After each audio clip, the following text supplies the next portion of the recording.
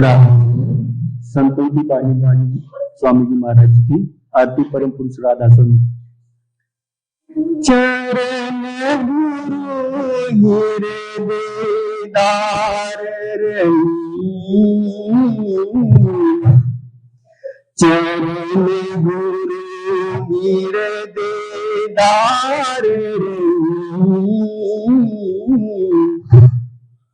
परम संत सदगुरु स्वामी जी महाराज जी की वाणी है। वाणी लेने के पहले हम अपने सदगुरु दीन दयाल सोम अजय के चरणों में नमस्कार करते हैं, जिन्होंने दया करके इस गरीब आत्मा को अपनी सेवा के लायक बनाया। हालांकि जीव के अपने बस की बात नहीं है, ये सब संतों की कृपा से ही होता है। बाबा सोमनाथ महाराज पहले इस हमारे जीवन को सत्संग के रास्ते पे ढालने का काम किया। सेवा करा के, सत्संग सुना के और रात दिन सत्संग का रूप होके रहने से और सुमरन करते ड्यूटी करने से उनकी कृपा हुई। और कहते हैं कि हमें संत मत की जानकारी हुई। और बाबा अजय सिंह महाराज जी का समय काल सेवा 11 साल मिला, लेकिन बाबा सोमनाथ महाराज जी का समय काल सेवा 3 साल ही मिला। लेकिन 3 साल में उन्होंने इस घड़े को बहुत जो है कि बना के इसको उस लायक बनाया। कहते हैं कि ऐसे ही बाबा अजय सिंह महाराज ने भी, हालांकि हम तो बाबा सोमनाथ महाराज से नाम लिए थे, लेकिन उन्होंने बहुत बड़ी दया किया। हर नामदान के समय में हमें अंदर रखते थे ट्रांसलेशन के लिए, कन्नड़ और तेलुगु वालों के लिए। और उन्होंने रूहानियत से लेके धन दौलत तक की हमारी बड़ी मदद दिया। आज उन महान पुरुषों की कृपा से हम आज यहाँ बैठे हैं। ये जो कुछ भी काम चल रहा है ये उनकी ही दया है। ये महाराज अजय सिंह महाराज ने जबान दिया था। मैंने जब बेंगलुरु प्रोग्राम में आए थे तो मैंने प्रार्थना किया था कि महाराज नजदीकी आश्रम है, आपका चरण पड़े तो अच्छा है। तो महाराज ने पूछा कितना किलोमीटर होएगा, तो हमने कहा 200 किलोमीटर। तो बोले बेटा हमको शुगर है, इतना दूर कार में मैं सफर नहीं कर सकता, लेकिन मेरा आशीर्वाद तुम्हारे साथ है। समझो मैं आश्रम में आ गया, मैं आपके साथ है। तो ये उनकी कृपा है कि आज हम कोई भी काम चालू करते हैं, चाहे वो 50 लाख का हो या करोड़ का भी हो, तो उतना पैसा हमारे अलमारी में आते रहता है। और जब हम काम बंद कर देते हैं तो पैसा आना बंद हो जाता है। तो कहते हैं कि वो आज नहीं है, ऐसी बात नहीं है हो। इसीलिए कहते हैं संत कभी मरते नहीं। कहते हैं संत, उनकी आत्मा अमर होती है। वो अपने गुरुदेव के हुक्म में उसका पालन करके, भक्ति करके परमात्मा से मिले होते हैं। उनकी आत्मा अमर होती है। ये शरीर किसी का कायम नहीं, ये तो काल और माया का है। ये 5 तत्व मिट्टी का पुतला है, इसे तो यही फेंक के जाना पड़ता है, चाहे महात्मा हो या मामूली इंसान हो। ये काल का सामान, काल को सौंप के जाना पड़ता है। लेकिन मेन जो मुक्ति है वो आत्मा को, आत्मा संतों की मुक्त होती है, वो सतलोक से क्षण पहुंची होती है। इसलिए वो कभी मरते नहीं। वो शरीर देख के चले जाते हैं, लेकिन हमारे लिए उसकी बहुत बड़ी तपस्या रहती है। वो सतलोक भी नहीं जाते, हमारे लिए ब्रह्म बनाते, जहां से काल का ये निर्माण हुआ है। और ब्रह्म में बैठ के वहां से अपने सिखों की संभाल करते रहते हैं। और तब तक संत ब्रह्म में रहते हैं जब तक कि उनका एक शिष्य भी सतलोक में है। और जब उनका सारा शिष्य सतलोक पहुंचा देते हैं पहले, और बाद में आप सतलोक जाते हैं, तो संतों की बहुत बड़ी तपस्या होती है। तो इसीलिए वो भले शरीर से हमारे सामने नहीं हो, लेकिन शब्द रूप में हमारे साथ हैं, सबके साथ हैं जिनको उन्होंने नाम डाल दिया है। इसीलिए कभी ये नहीं सोचना चाहिए कि गुरु मर गया। तो कहते गुरु कभी मरता नहीं। इसीलिए अजय सिंह महाराज कहते थे, अगर कोई कहता है कि मेरा गुरु मर गया तो उसको कोर्ट में खड़ा कर दो कि वो मरने वाला गुरु क्यों नहीं। जब गुरु ही मर गया तो शिष्य को मुक्ति कैसे देगा। तो कहते नहीं भाई, गुरु अमर होता है, वो अपने परमात्मा पिता से मिला होता है, उसकी आत्मा अमर होती है। शरीर किसी का अमर नहीं है, ये तो मिट्टी का बर्तन है, मिट्टी में मिल जाना है। अमर आत्मा होती है। तो इसीलिए आज स्वामी जी महाराज जी की वाणी है आपके सामने। थोड़ा टाइम हिंदी में लेके फिर थोड़ा टाइम तेलुगु में लेंगे, क्योंकि ज्यादा बोलने के लिए डॉक्टर ने मना किया है। सत्संग 1 घंटे का ही होगा, आधा घंटा हिंदी, आधा घंटा तेलुगु की वाणी है। आप इशारा देते हैं कि गुरु चरण गुरु हृदय धार रही। गुरु चरण हृदय धार रही। कहते हैं कि आप जब एक सिख गुरु चरण को अपने हृदय में प्रकट कर लेता है, चरण का मतलब ये बाहरी चरण नहीं है, जो अंदर में 5 मंडल के प्रकाश हैं, शब्द हैं, वो संतों के चरण हैं। जब हम साधन करके 9 दरवाजे छोड़ के 10वें में आते हैं, जब हमारी तीसरी आंख खुलती है तो गुरु प्रकट होता है, और गुरु की कृपा से वो ज्योति और अनंतनाथ प्रकट हो जाती है। तो हमारे घर में अज्ञान रूपी अंधेरा हमेशा के लिए निकल जाता है, ज्ञान का प्रकाश हो जाता है। वो गुरु चरण प्रकाश है। बाहर का चरण का महत्व संत नहीं देते। वो तो कहते भाई जैसे आपका चरण वैसे हमारा चरण। तो बाहरी चरण को पकड़ने से काम नहीं बनता, अंदर का चरण जो सहज सुंदर कमल में, वहां गुरु प्रकट होता है। तो वो चरण की महिमा है, जिसकी महिमा तुलसीदास ने भी कहा है, श्री गुरु चरण नखमन गण ज्योति, अब सुमरत दिव्य दृष्टि ही होती। कहते वो गुरु का चरण जो प्रकाश के जैसा अंदर में चमक रहा है, जिसके एक बार प्रकट हो जाने से हमारा घट में जो करोड़ों जन्मों का ज्ञान रूपी अंधेरा है वो दूर हो जाता है। दिव्य ज्योति प्रकट हो जाती है, ज्ञान का ज्योति प्रकट हो जाता है। उस चरण की महिमा संत करते हैं, बाहरी चरण का नहीं। आजकल के लोग क्या करते हैं, ये भेषधारी महात्मा लोगों को ब्रह्म में डाल देते हैं। वो उनको अर्थ नहीं होता है गुरु चरण क्या है, तो बाहरी चरण का पूजा करवाते हैं। उसको धो के अमृत बोलते बस घर में छिड़क दो, पान कर लो, मुक्त हो जाओगे। अरे भाई ये चमड़े का चरण नहीं, वो प्रकाश का चरण जो आपके 10वें दरवाजे में है, अगर वो प्रकट हो जाए तो आपके घर में प्रकाश हो जाए, आपका अज्ञान रूपी अंधेरा हमेशा के लिए दूर हो जाए।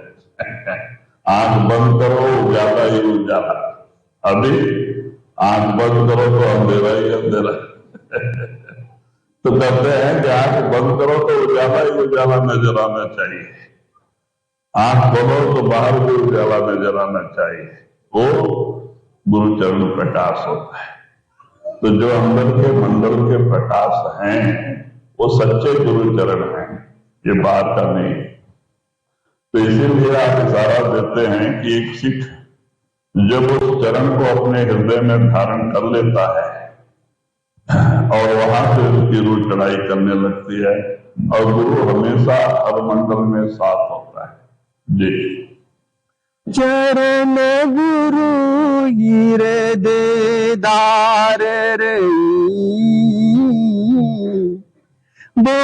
की बार कठिन ती बारी, सो अब उलट गई। फिर कहते हैं कि भव की धार कठिन अति भारी, वो उलट बही।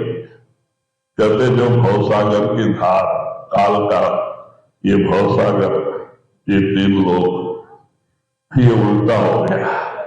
पहले जी इसमें भ्रमण करता था, अब ये उल्टा हो गया। ये सब 3 लोग उसको कचड़े का डब्बा नजर आता है। अब वो ऊपर उस शब्द के साथ ऊपर चढ़ाई करने लगती है, उसमें उसको बड़ा आनंद आता है। तो कहते ऊपर की धार को पकड़ के ऊपर जाती है और उसको सच्चा सुख और शांति मिल जाता है। तो इसीलिए महात्मा कहते हैं कि ये भवसागर है, ये दुनिया और जो दुनिया का सामान काल और माया का है, जिसको हम सच्चा समझे हुए हैं, ये सच्चा नहीं है। अगर सच्चाई होते तो हमारे लोग इसे छोड़ के क्यों गए होते हैं? कल वो चले गए, आज आगे हम भी जाएंगे। तो इसीलिए तो ब्रह्मानंद ने भजन लिखा है, 2 दिन का जग में मेला, सब चला चली का खेला। कोई चला गया कोई जावे, कोई गठरी बांध सिधावे जी, कोई खड़ा तैयार अकेला, सब चला चली का खेला। 2 दिन का जग में मेला, ये काल का मेला। हम जो भाई बंधु कुटुंब परिवार मिले हैं, ये काल के चेहरे हैं। ये हमारे पिछले कर्मानुसार 4 दिन के लिए हमारे साथ आए हैं, ये हमारे नहीं है। आप कौन हो? आप आत्मा हो, आप शरीर नहीं हो। अगर शरीर होते तो सब आपके होते। आप तो आत्मा है, शरीर को चलाने वाले हैं। तो जब आप आत्मा है तो आपका कौन है? वो परमात्मा है, और परमात्मा का देश ही आपका देश है। तो संत हमें वहां जाने का मौका देते हैं, हमें वहां ले जाने के लिए दुनिया में अवतार लेके आते हैं। हमें इस काल के नगरी में बांधने के लिए नहीं आते। वो जो कुछ भी धन दौलत है ये भी माया है, जो कुछ बंगला बिल्डिंग बना रहे हैं ये सब माया है। संत जब तक संगत आती है उसके लिए बनाते हैं, और जाने के समय एक लकड़ी तोड़ के फेंक के चले जाते हैं। वो नहीं सोचते इसका कल क्या होगा, परसों क्या होगा। क्यों? माया है। माया का खर्चा माया में गया। ये हमारा क्या है? हम तो खाली आता है, खाली जाना है। तो महात्मा जो है अपने सदगुरु से प्रेम प्यार लगाए बैठे हैं, इसीलिए मुक्त हो जाते हैं। हम दुनिया से प्रेम प्यार लगाए बैठे हैं, इसलिए हम दुनिया में आना पड़ता है, बंधन में बस जाते हैं काल के। तो कहते भाई यहाँ जो कुछ भी सामान मिलता है ये हमारा नहीं है, ये काल और माया के है, ये उसके है। ये हमारे प्रारब्ध कर्मानुसार सबको मिलता है 4 दिन के लिए। फिर जाने के समय उनका सामान ही छोड़ के जाना पड़ता है। आज देखो कोई लेके गया, राम गयो रावण गयो, जाको वो परिवार, कई कबीर फिर नहीं, सपने जिन संसार। राम रावण जैसे बड़े बड़े राजा महाराजा भी आके गए, बहादुर भी आके गए। कोई यहाँ कोई अपना कायम ठिकाना बनाया करते नहीं, जो आया वो सो गया।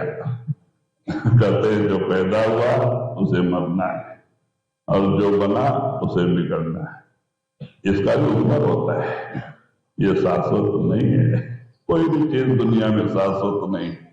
कहते हैं सागर, ये तारे, चंद्रमा, सागर, पर्वत, भारी पहाड़, ये सब भी कायम नहीं है, ये सब परिवर्तनशील है। आप नहीं जानते, कलयुग के लास्ट में, कलयुग के अंत में जो समुद्र उस तरफ है वो समुद्र इस तरफ आ जाता है। जब कलयुग का उम्र पूरा हो जाता है वो समुद्र हम लोगों के ऊपर आ जाता है। और यहाँ कितने बड़े बड़े पहाड़ हैं और वो मथन हो जाता है। सारे जल के जीव, थल के जीव, नभ के जीव सब खत्म हो जाता है, मर जाता है, मथन हो जाता है।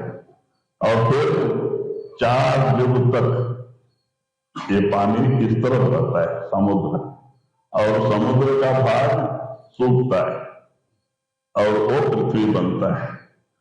फिर ये आत्माएं कहाँ जाती हैं मर के? काल के जीव हैं, काल के देश में जाते हैं, ब्रह्म में। तो ब्रह्म को फिर उस जीवों को वहां ऊपर से भेजना पड़ता है। कहा तो उस तरफ वो समुद्र के भाग है जो सूख गए वो पृथ्वी बनती है, तो वहां पे जीवों को भेजता है। फिर वहां 4 युग तक चलता है। फिर यह समुद्र कलयुग के लास्ट उस तरफ जाएगा। तो ऐसे ही ये होते रहता है, ये कायम नहीं है। इसीलिए सोने चांदी का खजाना है समुद्र, क्योंकि सोने चांदी के बड़े बड़े दुकान सब समुद्र में ही जाते हैं, मथन हो जाते हैं। सब उसमें मट्टी में मिल जाते हैं। तो कहते हैं इसीलिए ये काल का कानून है। तो इसीलिए महात्मा कहते भाई सच्चाई को समझो। कब समझोगे? जब सत्संग प्रेम और प्यार से सुनोगे। सत्संग को सुनते हैं लेकिन इस कान से सुन के उस कान से निकाल देते हैं। फिर जैसे के तैसा सत्संग सुन के अगर उस पर हमने अमल नहीं किया, अगर उसके अनुसार हमने चला नहीं, तो सत्संग क्या करेगा? सत्संग कुछ नहीं करता है। अगर सत्संग सुन के उसके ऊपर विचार करे और महात्मा जो करते उस पर चले तो सत्संग रंग लाएगा। सत्संग बहुत ताकत है। संतों में एक एक वाक्य अमूल्य है। कहते हैं एक सत्य गुरुदेव का ताका अनंत विचार, सुंदर मुनि गंधर्व कोई न पावे पार। संतों के एक एक वाक्य के अनंत अर्थ होते हैं, जो देवी देवताओं को क्या, ऋषि मुनि यति जपी तपीस और जितने भी योगी हैं उनको भी वो समझ में आता नहीं। संत की गति को संत ही जाने और कहो कैसे पहचाने। संतों की गति को संत ही जानते, दूसरे को क्या पता है, उल्टा पुल्टा बयान कर देते हैं। तो इसीलिए कहते हैं कि सच्चाई को समझो। सत्संग बड़े भाग्य से मिलता है।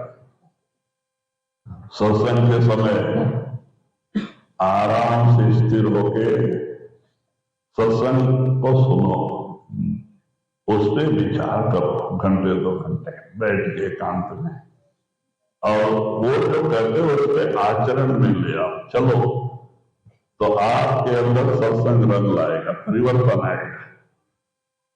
एक नर नारायण बन जाएगा। सत्संग में इतनी ताकत है। एक मानव महात्मा बन जाएगा। जब हम सत्संग पे चलेंगे तो उनके कहने के अनुसार रहनी बनाएंगे तो, नहीं तो ऐसे हम जैसे के तैसे, हम जहां के तहां रह गए, सत्संग अपनी जगह हम अपनी जगह। तो इसीलिए कहते भाई सत्संग सुन के विचार करो कि महात्मा क्या करते हैं। अगर वो सच है तो आचरण में लेके आओ। चलो तो देखो आपके अंदर रंग लाएगा, परिवर्तन आएगा। सत्संग बहुत ऊंचा है।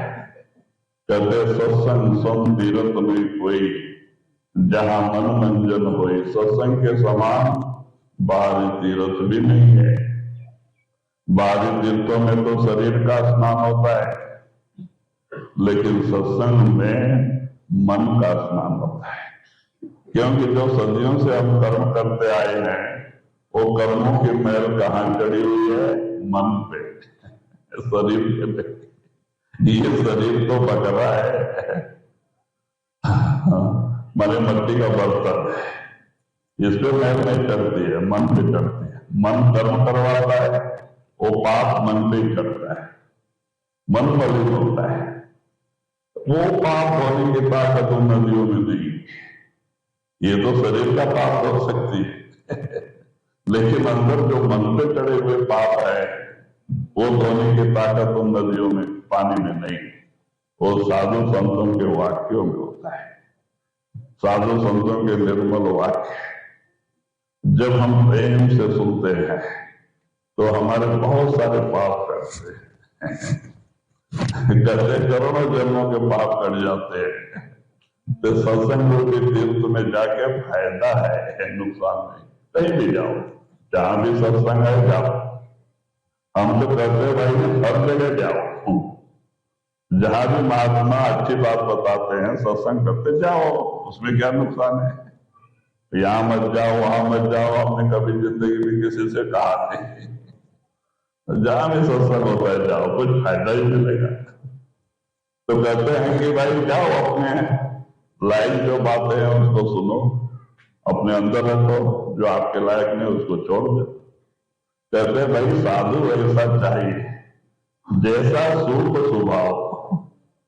अब एक औरत जो है सूप में रख के धान पछोड़ती है, तो सूप का स्वभाव क्या है? अच्छा अंदर रख लेता है, और कचरा वचरा जो होता है वो बाहर फेंक देता है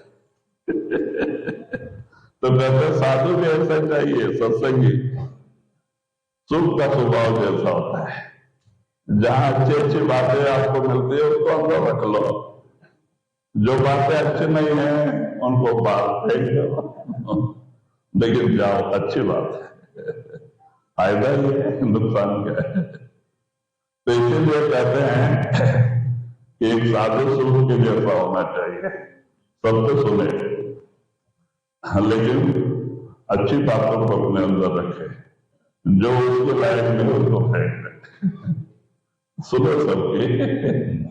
तो कहते इस तरह से दुनिया में रहो, कारोबार करो, लेकिन अंदर ये भावना रखो कि रहना नहीं, देश बिगाना है, हमें यहां नहीं रहना है। ये काल और माया की निकली है, मृत लोक है, हमें जाना है। कहां जाना है? अपने घर जाना है। अपना घर कौन है? सतलोक सत्संग है। वहां का ध्यान रख के यहाँ का काम करो। यहाँ का रूप होके करोगे धोखा खाओगे। जहां आशा तहां वासा। ये दुनिया का मोह, दुनिया का प्रेम और प्यार फिर दुनिया में लेके आएगा, तुम्हें दुखी बनाएगा। कहते बस दृढ़ संकल्प कर लो, ये जन्म मिला है अपने घर जाने के लिए, यानी मुक्ति के लिए, सतलोक सचखंड जाने के लिए। इसीलिए सुमरन करते हुए कारोबार करो, दुनिया की चिंता करते हुए मत करो, क्योंकि जो अपने प्रारब्ध में है वो जरूर मिलता है, जो नहीं है वो नहीं मिलता है। देखो मैं तो बनारस का रहने वाला, मैं अपना सब खेती गृहस्थी सब कुछ छोड़ के आ गया। करीब 10-12 साल आश्रम में बिताया। हमने कोई ख्याल नहीं किया, गुरु का जो हुक्म था उस पर चला। लेकिन आके महाराज ने हमें जंगल में बिठाया। अजय सिंह महाराज बोले बेटा आपको आंध्रा में रहना है। उनका एक छोटा सा बात मान के मैंने आंध्रा में आया। मेरे पास एक दमड़ी नहीं, आश्रम का खाना, आश्रम का कपड़ा, उसके अलावा एक दमड़ी नहीं। मैं आके ये जंगली पहाड़ी इलाकों में आके बैठा। तो आज जो जो कुछ विधि में था मालिक ने याद दिया। आज क्या कमी किया, हमें एक दूसरे को देने के लायक बनाया, किसी से मांगने के लायक नहीं बनाया। तो ये गुरु की कृपा है। हमें दुनिया की चिंता नहीं करना, हमें गुरु की चिंता करना, नाम की चिंता करना। क्यों? हमें जो कुछ भी भक्ति करते हैं, भक्ति करके गुरु की भक्ति गुरु के लिए करना, परमात्मा की भक्ति परमात्मा के लिए करना, दुनिया के सामान के लिए कभी नहीं करना। क्यों? दुनिया का सामान झूठ है, नाशवान है। हाँ, कभी भी गुरु से गुरु को ही मांगो, सामान नहीं मांगना। परमात्मा की भक्ति करके परमात्मा को ही मांगो, दुनिया का सामान नहीं मांगना। दुनिया का सामान मांगोगे फंस जाओगे। क्यों? दुनिया का सामान का संबंध आपके शरीर से, ये शरीर टूटने के समय वो सामान इसके साथ यही रह जाएगा, तो आपकी भक्ति सब फेल चली गई। फेल हो गई भक्ति आपकी। कहते हैं अगर गुरु को मांग लिया, गुरु अंदर प्रकट हो गया, तो अपना सारा खजाना लेके आपके अंदर बैठ जाता है। फिर आपको क्या कमी है? हम हमेशा एक कहानी बताते हैं, आपको भूल जाते हैं। थोड़ा याद रखो अपने अंदर, तो आपको बहुत मदद मिलेगी। महाराज हमेशा करते थे, देव सिंह महाराज की कहानी। एक राजा की 6 रानियां थी, अभी आपको याद आएगा, लेकिन बीच में याद नहीं आता था, भूल जाते। 6 रानियां थी और राजा को 1 महीने के लिए लंदन जाना पड़ा, कोई मशीनरी का काम सीखने के लिए गए। और आने के भी 15 दिन पहले से उन्होंने सब रानियों को लेकर लिखा कि मैं आने वाला हूं, आपको यहाँ का कोई सामान चाहिए और कोई कुछ जरूरत है तो लिखो, मैं लेके आता हूं। तो 6 रानियों ने अपना अपना लेटर भेजा, तो सबका मांग अपना अपना अलग अलग। तो उन्होंने 6 सूटकेस लिया, तो बड़ी रानी का नाम दे, सबका नाम अलग अलग दिया सूटकेस में। तो सबका जो जो मांग था वो सामान मंगवा के अपना उस सूटकेस में बंद कर दिया। और जब छठे नंबर रानी का लेटर खोला, तो उसने सादा है, कुछ नहीं लिखा है। लेटर सादा प्लेन है और बीच में 1 का अंक लिख के भेज दिया रानी ने। अब राजा को बड़ा गुस्सा आया, ये रानी कितनी मूर्ख है, कोई समाचार भी नहीं लिखा और कोई मांग भी नहीं किया, इसलिए क्या लेके जाना। गुस्सा आया, 2 दिन सोचता है, समझ नहीं आता।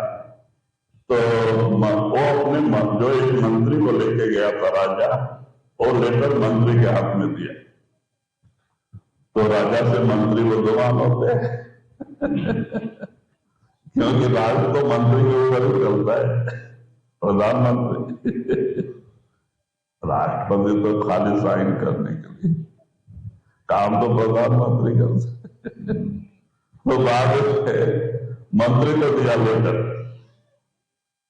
तो लेटर और देख के एक दिन विचार किया, उसको समझ में आ गया। तो दूसरे दिन वो राजा के पास आके कहता है कि महाराज, ये रानी बड़ी बुद्धिमान है। इसका लेटर सादा है, यानी सब समाचार ठीक है, कोई नया समाचार नहीं। उसने 1 का अंक बीच में लिखा है, उसने केवल आपको मांगा है, आप एक चाहिए, सामान नहीं चाहिए, आप एक चाहिए, आपको मांगा है। अब राजा को बड़ी खुशी हो गई, बड़े प्रेम से उन्हें अपने जेब में रख लिया। और सब सामान लेके राजा आए, और जैसे अंदर राजमहल में गए तो उन्होंने 6 रानियों को बुलाया, तो उनके नाम का जो सूटकेस था, सामान था, उनको लेटर के साथ वो सामान दे दिया। और जो लास्ट रानी का लेटर जेल में रखा था वो पढ़ के, और आप बोला ये लो सामान, आप लोग अपने अपने घर को जाओ बंगले में। और वो छोटे रानी के साथ छोटे राजमहल की तरफ चला गया बंगले में। तो अब जो राजा को मांगा रानी, अब तो राजा जहां जाता है राज वही आता है। अब छोटी रानी ने राजा को मांगा तो उसको राज्य भी मिला, राजा भी मिला, राज सुख भी मिला। इनको क्या मिला? खाली सामान मिला, न राजा मिला, न राज्य मिला, न राज सुख मिला। यही हालत हमारी है। सिर फोड़ते हैं, बहुत मेहनत करते हैं, बड़े बड़े उपवास भी रखते हैं, मांगते क्या है? खाक, दुनिया का सामान है। तो दुनिया का सामान कितना दिन साथ देगा? इसके साथ इधर ही रह जाएगा। तो हमारा इतना सिर फोड़े, इतनी भक्ति किया हुआ मिलता चला गया, इधर ही रह गया। तो कहते क्या मांगो कुछ फिर न रहा है, देखत नैन जला जग जाए। कबीर साहब कहते भाई क्या मांगना कोई स्थिर नहीं, देखते देखते सब चला जा रहा है, क्या मांगना। तो इसीलिए कभी भी गुरु की भक्ति गुरु के लिए करो, गुरु से गुरु को ही मांगो। परमात्मा की भक्ति परमात्मा के लिए करो, परमात्मा से परमात्मा को मांगो। हम तो हिंदी में चले गए, तेलुगु वाले बेचारे समझ में नहीं आ रहा है, वो देख रहे हैं। हाँ बोल। दार कठिन अति बारी, सो अब उलट बही। गुरु बिन कौन समारे मन को, सूरत उमंग बशबद गई। कोटिन जन्म बरमते बीते, काहू मेरी आनन बाह गई। अब के सतगुरु मिले दया कर, शब्द बेद सार दई। हमारे